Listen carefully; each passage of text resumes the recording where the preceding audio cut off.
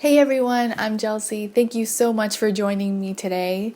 So, today is the day for part 2 of One Calls Heart Fun Facts. Thank you so much to everyone who suggested a part 2, and today we're going to do just that.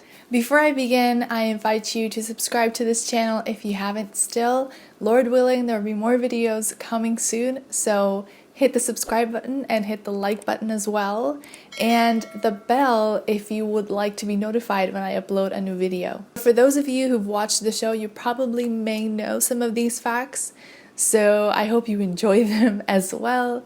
And yeah, so let's begin. The McInnes family had built a building meant to be a church. In part 1 of One Calls Heart Fun Facts, I mentioned that Jamestown Movie Set is located in the McInnes family farm.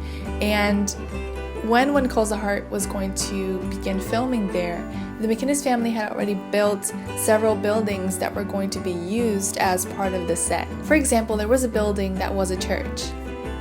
And if you guys remember, in the narrative of One Calls Heart in season 1, at the beginning, we learned that the Coal Valley Church has burned down and all we see are its remains. So basically, the show was not going to use a physical building of a church in that moment.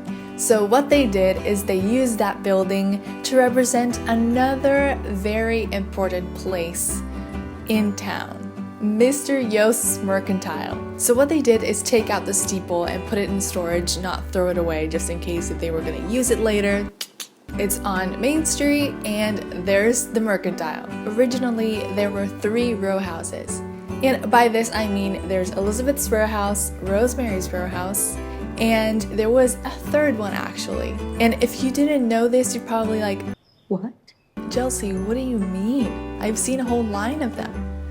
So there are many scenes outside of the row houses where you've seen the line of houses, but that's actually special effects. So physically there were 3, now there are 2. In season 2, when Jack builds the church/schoolhouse, the production used that 3rd row house to use it as the church. So what they did is move the row house to where the church is now standing, and they used the original steeple that I mentioned in the first fun fact, and they added the stairs and they painted it and made it look like the church that it is today. And it's so beautiful. It's one of my favorite sets, like inside and outside. It's just beautiful. There's a lot of musical talent in this show. I mean, there's Jack Wagner, Aaron Krenko, Pascal Hutton, Kayla Wallace, Andrea Brooks, Paul Green, Kevin McGarry. All of them can sing or play an instrument. Many of the Hope Valley kids sing or dance as well, and they're really talented. And in the show, we've seen Rosemary sing and also Elizabeth, and it would be so cool, like for example, if Rosemary organized a play or a musical and then suddenly she needs help from her friends, the locals, and we would see some of it and see some of them sing. I mean, that would be so great. They looked for inspiration on Pinterest for Clara's wedding dress. Clara and Jesse's wedding was in season 7 and it was so beautiful and it had this rustic feel and look.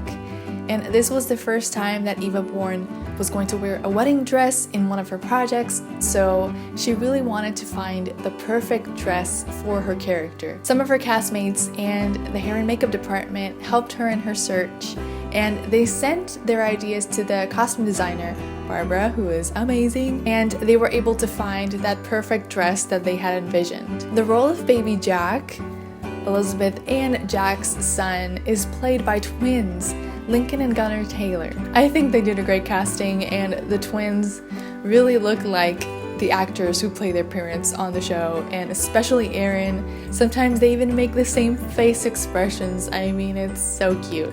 Pascal Hutton grew up in a household that really loved theater. Her mom was a theater teacher, so her being in the process of making a play and being part of them was something that was normal for her. So the fact that Rosemary sang and loved theater so much was one of the things that caught the eye of the actress. And I am a wonderful actress who can fill a house. Erin Krakow has been executive producer of the show since season 6. This is a great achievement in her career, and I'm so happy that she has this role in production. It's so well deserved. Kevin Smith, who plays the role of Lee Coulter, he loves to cook, and if you go to his socials, especially Instagram, you can see some of the dishes that he has done and they look amazing. So when he was a child, he had a caretaker who had actually been a professor in a very prestigious culinary school in Paris. So along the way, he learned a thing or two. One of Ben Rosenbaum's main interests was actually architecture, and he really enjoys anything that has to do with design, and he actually studied graphic design. Erin Krakow actually wanted to audition for the 2013 One Calls a Heart pilot. So a few years before, when the project was actually casting, Erin Krakow actually heard a description for the project and was really interested, but an audition couldn't be coordinated. But sometime later, she had the opportunity to audition for a similar project to that one that she had heard first, and it was going to be a show, and it's the One Calls a Heart that we know today. And I think that Erin Krakow was really destined to play Elizabeth on the show. I mean, I couldn't even imagine it without her. I mean, no, it's just, my mind cannot grasp that. So those are the facts that I have for you today. Thank you everyone for watching this video. I really hope that you enjoyed it. Let me know in the comments if there was a fun fact that surprised you or that you didn't know. So again, thank you for watching this video, and I hope you have an amazing week. So God bless, stay safe, bye.